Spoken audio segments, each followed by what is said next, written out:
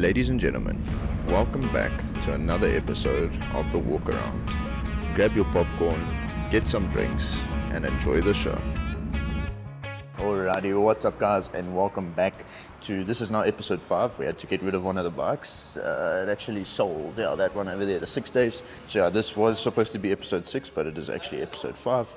But nonetheless, we are here on season 3, guys. Unfortunately, this bike just came in, so I don't have any information on it for you. But as you can see, nonetheless, it is a Sym 125. It's actually, I'm sure we had one of these. It's a Sym Crox.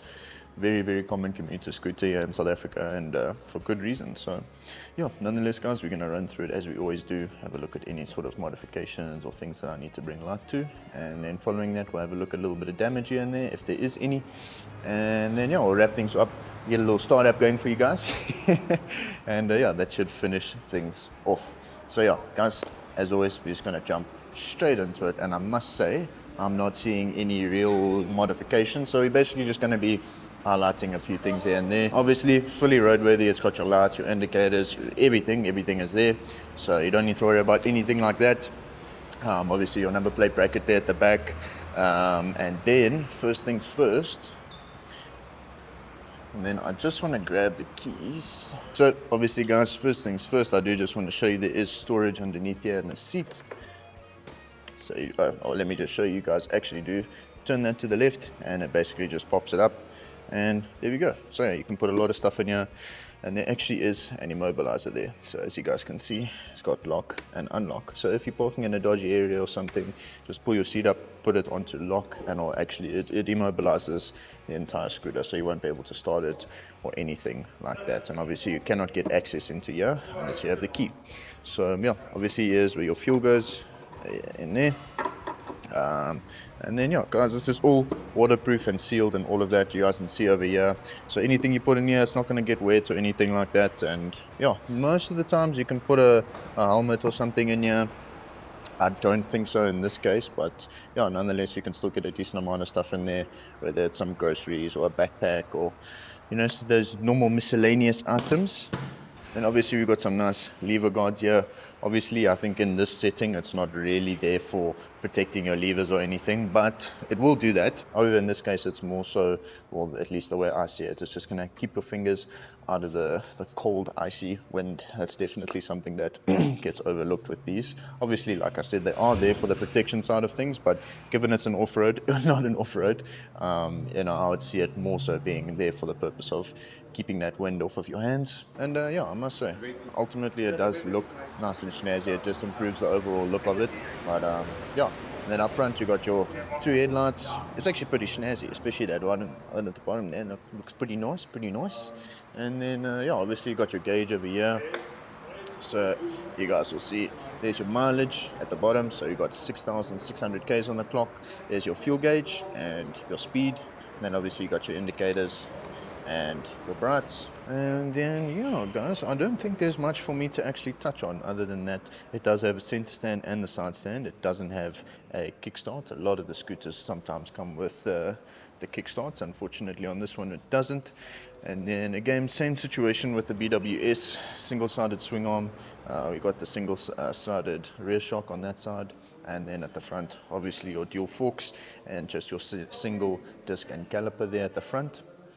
So guys, I don't, as I said in one of the previous episodes, I don't want to drag this out and start yapping about things that are irrelevant. Kind of just cut to the chase for you guys and get through everything. Obviously stock exhaust over there, it's pretty much stock. It really looks stock, even down to these. You can see all these original mounting brackets. It's all stock. There's nothing going on there in terms of modifications. And then obviously I will mention, guys, it is fully automatic, so I'm just going to start it and show you guys. So most of the time you're going to have to pull the brake just to get it started. And Bob's your uncle. So there's no neutral, there's no gears, there's no nothing. It's literally a start and go situation. So I'm just going to do this carefully, but you'll see I'm going to basically just slowly put pressure on the throttle, and there goes your wheel. So fully automatic, super nice and easy to use, extremely beginner friendly. That's the other thing with these things. So nonetheless, let's jump onto any sort of damage that we've got going on. Normally we are looking for performance affecting things. However, I do just touch on everything here and there. So first things first, guys, I'm sure we're going to get this. No, there's definitely supposed to be a fender here at the front. There's your mounting point. So yeah, I'm sure we'll sort that out, get that on there, and it'll actually just get the bike looking a little bit cleaner there at the front. And then you guys will see over here, just a little bit of scuffing on that plastic from it being dropped.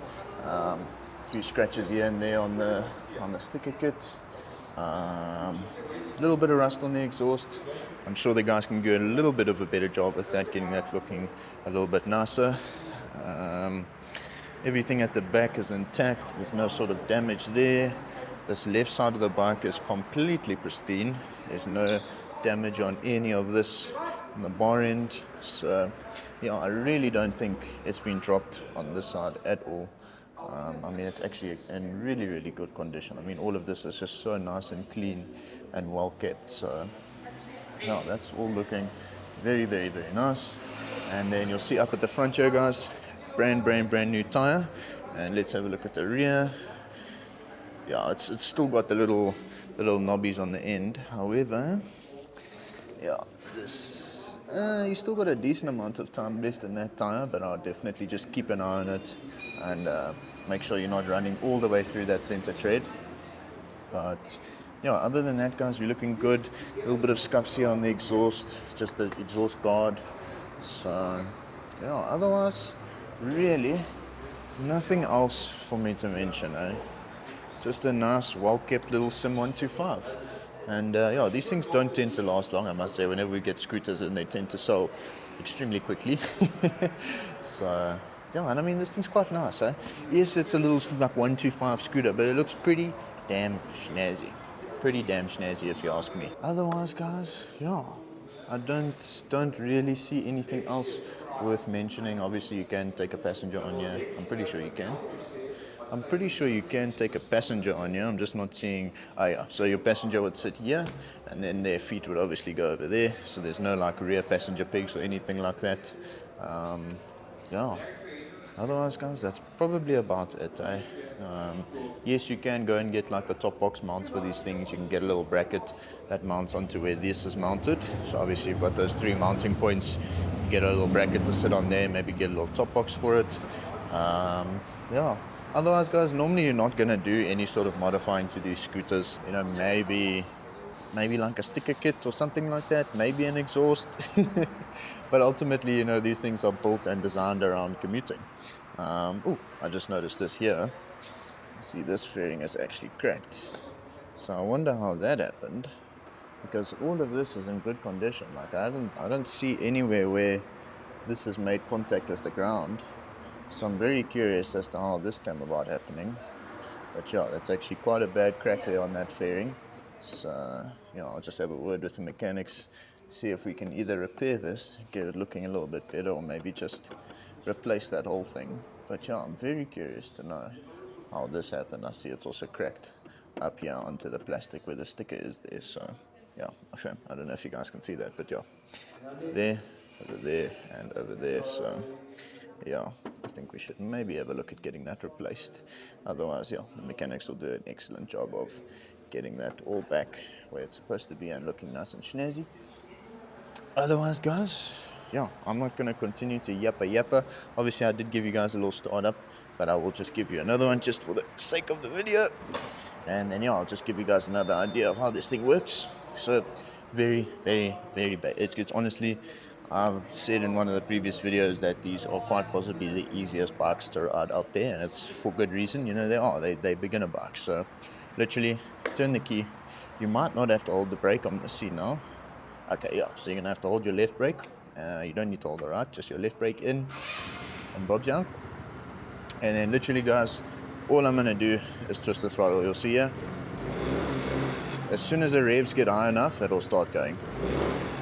Yep, so here we go. Super easy, super basic. Yeah, honestly, probably the easiest bike out there to ride. Then I did notice something pretty damn snazzy. You got steel braided lines, ladies and gentlemen. A Sym Crox125 scooter with steel braided lines. Imagine. Well, it's just the one line, but I mean, it's it's super snazzy, super snazzy. They do it proper, eh? They do it proper. I mean, maintenance on these is probably so easy. Charges will cost next to nothing. So yeah, ultimately, guys, it's just one of the perfect commuters. And again, it was one of the bikes that I was actually looking at. I looked at a lot of different bikes when I was looking for a commuter, and then just purely by chance, my little Husky 450 came about happening. So yeah, this was one of the bikes. Also that Jigsaw 150. Obviously the BWSs, they're a little bit pricey for me. When it comes to commuting, I think this one's going to be a little bit of a better price. But those BWSs are priced because they're such nice bikes. They're old, they're classic, they work well, they're amazing bikes. So I think this one's probably going to be priced similarly, but maybe a little bit less. I really can't say for sure, guys. But yeah, no, those BWSs are something else. Sure, guys, that's it from me. If you guys have any sort of questions or anything like that, just drop it down there in the comment section. I'll get back to you as soon as possible. Otherwise, that's it from me today, guys. Thank you so much for watching. Peace.